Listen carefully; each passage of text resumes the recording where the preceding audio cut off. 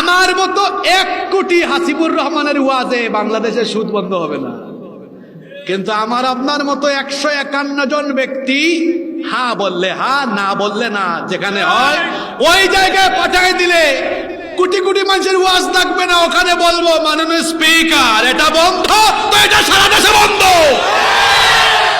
বুঝছেন কারবার? এই জন্যই কথাগুলো বলে গেছি।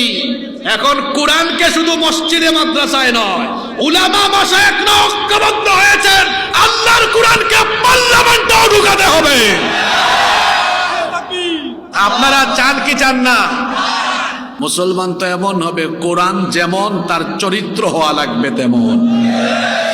আপনার পার্লামেন্ট উদ্বোধনের সময় তেলাওয়াত হয়, কোরআন তেলাওয়াত দিয়ে তারপরে আবার 20-30 মিনিট পরে কোরআন বিরোধী সাংঘর্ষিক আইন পাশ করে।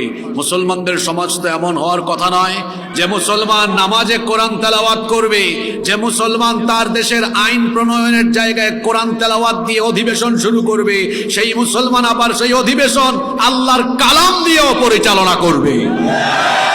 কিন্তু আমরা বড় কপালপোড়া জাতি, আমরা হয়ে গেছি উল্টা। এর কারণ হলো কোরআনকে আমরা এখনো বুঝতে পারিনি, কোরআনের সৌন্দর্য আমরা অনুধাবন করতে পারিনি।